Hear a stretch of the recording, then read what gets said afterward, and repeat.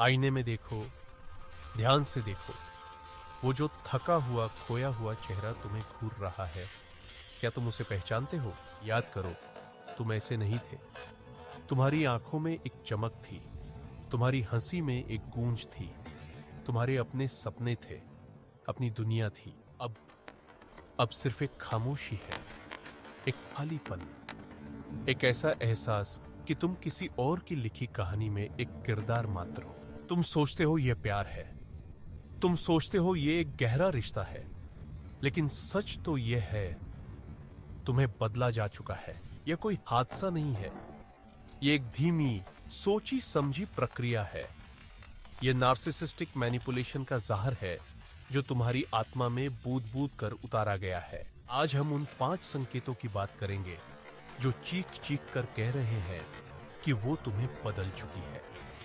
वो संकेत जिन्हें 99% पुरुष नजरअंदाज कर देते हैं। पहला संकेत, दुनिया का सिकुड़ते जाना, जिसे वो कहती है हमारा वक्त। असल में वो तुम्हें सबसे अलग करने का तरीका है।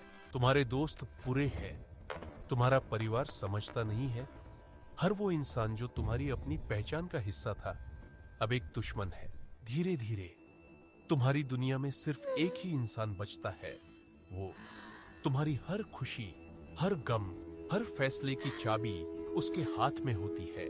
यह सुरक्षा नहीं है, यह एक जेल है, एक अदृश्य जेल जिसकी दीवारें प्यार और परवाह के नाम से बनी है। दूसरा संकेत, आत्मसम्मान का क्षरण। वो मजाक याद है जो तुम्हारे वजन, तुम्हारी नौकरी या तुम्हारे शौक को लेकर किए जाते थे। शुरुआत में तुम हंसे, तुमने सोचा ये बस छेद्दा छाद्दाट है, लेकिन हर मजाक एक छोटा सा हथौड़ा था जो तुम्हारी नींव पर चोट कर रहा था। वो तुम्हें बताती है कि तुम्हें कैसे कपड़े ढीढ़े पहनने चाहिए, कैसे बात करनी चाहिए, कैसे सोचना चाहिए। वो इसे तुम्हारी मदद करना कहती है, लेकिन यह मदद नहीं है, ये मिटाना है। ये तुम्हारे व्यक्तित्व को मिटाकर उसकी पसंद का एक नया इंसान बनाने की कोशिश है। धीरे धीरे तुम खुद पर शक करने लगते हो, क्या मैं सच में काफी अच्छा नहीं हूं? क्या मुझे सच में बदलने की जरूरत है? तीसरा संकेत, बदलते हुए नियम। यह एक ऐसा खेल है जिसे तुम कभी जीत नहीं सकते, क्योंकि नियम हर पल बदल दिए जाते हैं। आज उसे तुम्हारा शांत रहना पसंद है, तो कल तुम्हारा ज्यादा बोलना उसे ड्रामा लगेगा। आज उसे तुम्हारी सादगी भाती है, तो कल वो तुम्हें बोरिंग कहेगी। इसका मकसद तुम्हें बेहतर बनाना नहीं है, इसका मकसद तुम्हें हमेशा संतुलन से बाहर रखना है, तुम्हें हमेशा अनिश्चितता में रखना है, ताकि तुम हमेशा उसकी मर्जी पर चलो, ताकि तुम हमेशा यह सोचते रहो कि गलती तुम्हारी है, तुम बस काफी कोशिश नहीं कर रहे।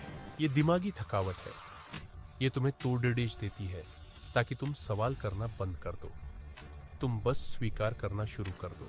चौथा संकेत, तुम्हारी पहचान का खो जाना। धीरे धीरे तुम उसके शौक अपनाने लगते हो, उसकी तरह बात करने लगते हो, उसकी पसंद की फिल्में देखने लगते हो। तुम्हारी अपनी पसंद नापसंद धुंधली पड़ी डीएच जाती है। तुम्हारा अपना संगीत, तुम्हारी अपनी किताबें, सब कहीं पीछे छूट जाता है। तुम वो नहीं रहते जो तुम थे, तुम उसकी एक प्रति बन जाते हो, एक परछाई। तुम वो हर चीज बन जाते हो जो उसे खुश करे, सिवाय खुद के। यह एक हो जाना नहीं है, यह विलय है। तुम्हारा अस्तित्व उसके बढ़े अस्तित्व में विलीन हो रहा है। और सबसे डरावनी बात, तुम्हें इसका एहसास तक नहीं होता। तुम्हें लगता है कि तुम मैच्योर हो रहे हो, बदल रहे हो। पांचवा और आखिरी संकेत, भावनात्मक निर्भरता। वो तुम्हें प्यार और तारीफ के छोटे छोटे टुकड़े देती है और फिर अचानक छीन लेती है। तुम उन अच्छे पलों के आदी हो जाते हो, तुम उस वैलिडेशन के नशे में रहते हो, तुम उसके बिना अधूरे महसूस करने लगते हो। जब वो तुमसे दूर होती है या नाराज होती है, तो तुम्हें लगता है जैसे दुनिया खत्म हो गई है। तुम कुछ भी करने को तैयार हो जाते हो, बस उसे वापस पाने के लिए। यह एक चक्रव्यूह है, प्यार की मिठास, फिर अचानक दूरी, फिर तुम्हारी बेचैनी, और फिर तुम्हारी माफी। भले ही गलती तुम्हारी न हो, तुम एक कठपुतली बन चुके हो जिसके तार उसके मूड से बंधे हैं। वो जब चाहे तुम्हें नचाती है और जब चाहे तुम्हें बेजान छोड़ देती है। इसे एक कहानी से समझते हैं, रोहन की कहानी। रोहन जो गिटार बजाता था, जिसके दोस्त उसकी जान थे, जो अपनी शर्तों पर जीता था। फिर उसकी जिंदगी में माया आई, खूबसूरत, समझदार और थोड़ी रहस्यमयी। माया को रोहन का गिटार बजाना पसंद था, पर वो कहती, तुम इससे बेहतर कर सकते हो। माया को उसके दोस्त पसंद नहीं थे। वो कहती, वो तुम्हें आगे नहीं बढ़ने देंगे। धीरे धीरे रोहन ने अपने दोस्तों से मिलना कम कर दिया। माया उसके कपड़े चुनती, उसके शब्द सुधारती। रोहन को लगा कि वो उसे संवार रही है। उसे पता ही नहीं चला कि वो उसे मिटा रही है। एक दिन रोहन ने अपना पुराना गिटार उठाया। उसकी उंगलियां तारों पर कांप रही थी। वो धुन भूल चुका था, वो खुद को भूल चुका था। उस पल उसे आईने में वो चेहरा दिखा, एक अजनबी का चेहरा, एक गुलाम का चेहरा। तब उसे समझ आया, यह प्यार नहीं था, यह कब्जा था। अगर यह कहानी तुम्हें अपनी लग रही है, अगर इन संकेतों में तुम्हें अपना अक्स दिख रहा है, तो जागो। यह मानना दर्दनाक है, यह स्वीकार करना कि जिसे तुमने प्यार समझा वो एक धोखा था, तुम्हारी आत्मा को चीर देगा। लेकिन सच, चाहे कितना भी कड़ी डासा हो, आजाद करता है।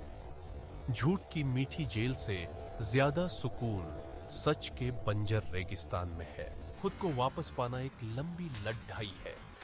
तुम्हें अपनी खोई हुई आवाज, अपने भूले हुए शौक, अपने छोड़े हुए दोस्तों को फिर से खोजना होगा। यह आसान नहीं होगा।